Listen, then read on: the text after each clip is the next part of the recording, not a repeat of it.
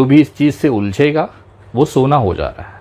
जिस तरह से हम ऑक्सीजन अंदर लेते हैं तो हम जिंदा रहते हैं, उसी तरह से देश में एक बड़ा तबका है जो बिना मुसलमानों के नाम लिए जिंदा रह ही नहीं सकता। सलाम करता हूँ, सैल्यूट करता हूँ इस्लाम के मानने वालों को, हमारे देश के मुसलमानों को, कि आपकी फेंकी हुई भीख के टुकड़े पर आज इतने सारे लोग पल रहे हैं। आज देश में एक बड़ा तबका मुसलमानों के नाम पर जिंदा है, उनकी भीख पे पल रहा है। अगर वो व्यक्ति मुसलमानों को गालियां ना दें, मुसलमानों को अपशब्द न कहें, तो शायद ही कोई कुत्ता, सड़क चलता हुआ खुजली वाला कुत्ता, इनको इज्जत दे। कितना सब झेलने के बाद भी ये कौम कभी शिकायत नहीं करती है, क्योंकि इनके कुरान में लिखा है कि सब्र रखिए, ऊपर वाला फैसला करेगा। ऊपर वाला आपके साथ हमेशा है। हम जैसे हिंदू भाई, सनातनी भाई आप लोगों के साथ हमेशा है।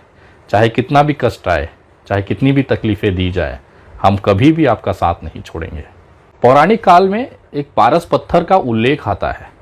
हमारे हिंदू धर्म के ग्रंथों में, हमारे सनातन धर्मों में ग्रंथों में एक पत्थर है, पारस पत्थर, जिसका जिक्र हमेशा आता रहा है कि वो चीज़ अगर किसी को छू दे, पारस पत्थर अगर किसी को छू दे, किसी सामान को, वस्तु को या लोहे को, तो वो सोना हो जाता था। ऐसी किंवदंतियाँ और कहानियाँ पुराने ज़माने से चली आ रही हैं, सुनाई देती है, हमने बचपन में बहुत सुनी है। आज उस पारस पत्थर की खोज हो गई भारत के अंदर। आपको सुन के आश्चर्य लग रहा होगा कि ये विनय दुबे आज किस मुद्दे पे बात कर रहा है।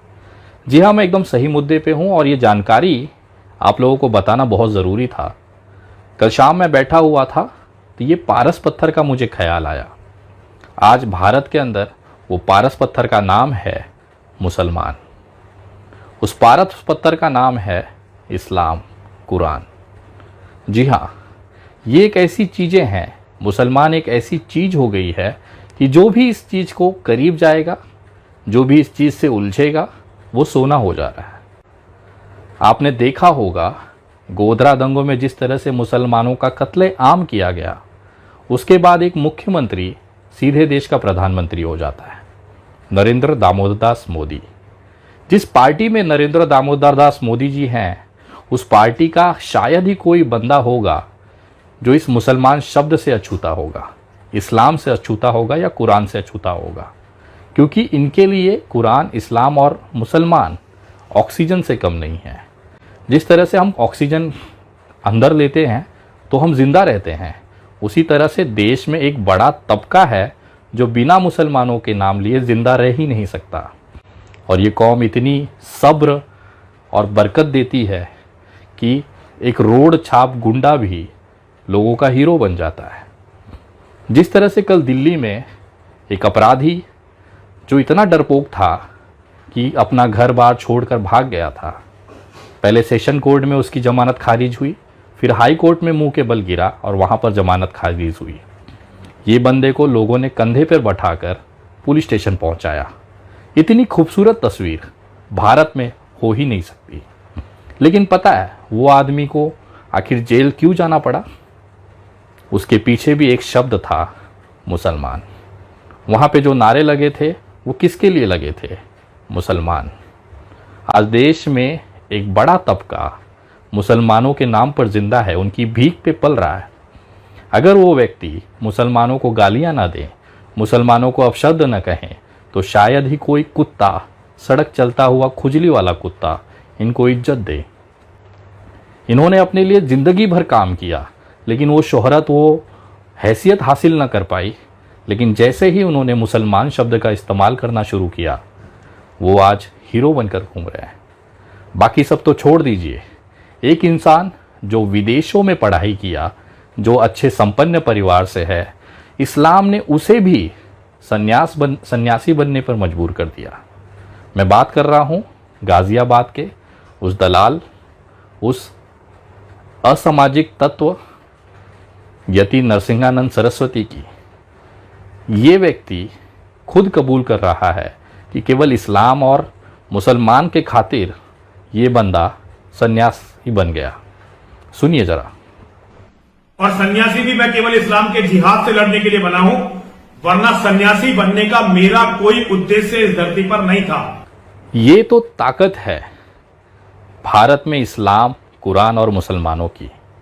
कि जो भी व्यक्ति मुसलमानों को या तो गरिया दे या उनके साथ हो जाए, वो हीरा हो जाता है, सोना बन जाता है, जैसे पारस पत्थर होता है। इस कौम को अगर आपने छू दिया तो आप हीरा बन जाओगे, सोना बन जाओगे। और यही शॉर्टकट आज पूरे देश में देखा जा रहा है।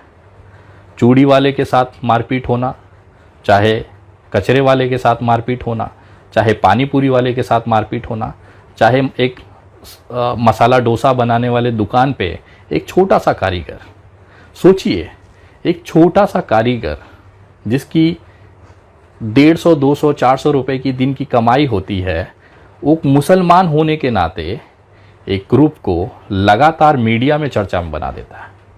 ये तो ताकत है मुसलमान और इस्लाम की कि एक अदना सा इस्लामिक मुसलमान व्यक्ति उन हिंदू नेताओं को चमका देता है जो अपनी पूरी ज़िंदगी अपना पिछवाड़ा रगड़ देते हैं, लेकिन गली के बाहर उनकी कोई औकात नहीं होती। लेकिन जैसे ही वो किसी मुसलमान को छू देते हैं, वो राष्ट्रीय चेहरा बन जाते हैं, हीरो बन जाते हैं। दिल्ली में जिस तरह से कल एक अपराधी को कंधे पे बिठा के घुमाया गया, वो कहीं ना कहीं उसके पीछे एक मुसलमान का ही हाथ है। वो मुसलमान का नाम लेता है, उनको गालियां देता है, आज वो सोना हो चुका है। आपको पता है उमर खालिद भाई जेल में क्यों हैं? क्योंकि वो मुसलमान है। ऐसे तमाम लोग आज जेलों में बंद हैं क्योंकि वो मुसलमान है। कहीं ना कहीं ये इस्लाम और मुसलमान की ताकत दिखाती है इस देश के अंदर, इस भारत के अंदर। उनकी सुंदरता और उनकी सब्र दिखाती है। कितना सब झेलने के बाद भी ये कौम कभी शिकायत नहीं करती है, क्योंकि इनके कुरान में लिखा है कि सब्र रखिए, ऊपर वाला फैसला करेगा। तो कहीं ना कहीं मैं सलाम करता हूँ, सैल्यूट करता हूँ इस्लाम के मानने वालों को, हमारे देश के मुसलमानों को, कि आपकी फेंकी हुई भीख के टुकड़े पर आज इतने सारे लोग पल रहे हैं। अगर आप नहीं होते तो शायद इनको गली का कुत्ता भी न पहचान रहा होता। एक अदना सा ठेले वाला, एक अदना सा पानी पूरी वाला भी कुछ लोगों को चमका कर हीरा बना देता है, सोना बना देता है। ये तो आप मुसलमानों की ताकत है। मैं सैल्यूट करता हूँ, मैं धन्यवाद करता हूँ कि आप हमारे देश में इसी तरह से ऐसे चमकाने के लिए, ऐसे सोने बनाने के लिए आप बने रहें। लेकिन ऊपर वाला आपके साथ हमेशा है। हम जैसे हिंदू भाई, सनातनी भाई आप लोगों के साथ हमेशा है। चाहे कितना भी कष्ट आए, चाहे कितनी भी तकलीफ़ें दी जाए, हम कभी भी आपका साथ नहीं छोड़ेंगे। क्योंकि लोगों के आंखें बंद करने से अंधेरा नहीं होता।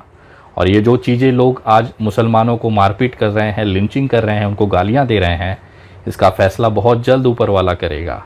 क्योंकि इनके नहीं चाहने से सूर्योदय नहीं होगा, ऐसा नहीं है। आज अंधेरा है, भोर हो चुकी है, अगले कुछ पलों में सूर्योदय होगा।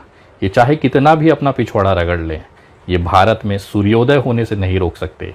नरेंद्र मोदी जी आए और चले भी जाएंगे, बहुत सारे नेता भारतीय जनता पार्टी के आए और चले भी जाएंगे। ये देश चलता रहेगा, बिना नरेंद्र मोदी के भी चलता रहेगा, बिना योगी आदित्यनाथ के भी चलता रहेगा, बिना उद्धव ठाकरे के भी चलता रहेगा, बिना ममता बनर्जी के भी चलता रहेगा। ये देश हमेशा चलता रहेगा। ये समय है, बदलेगा ज़रूर।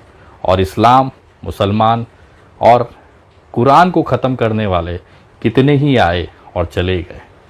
मैं धन्यवाद करता हूँ, सल्यूट करता हूँ मुसलमानों के उस सब्र को, जिन्होंने अपने इस्लाम में, अपने कुरान की उसकी नियमों को उन्होंने पाला है और अपने अंदर सब्र रखा है। ऊपर वाले पे यकीन रखिए, अल्लाह पर यकीन रखिए, प्रभु श्री राम पे यकीन रखिए, क्योंकि कण कण में ये बसते हैं और कभी भी गलत नहीं होने देंगे। इनकी लाठी में कभी भी आवाज़ नहीं होती। सबका फल यहीं पे मिलेगा।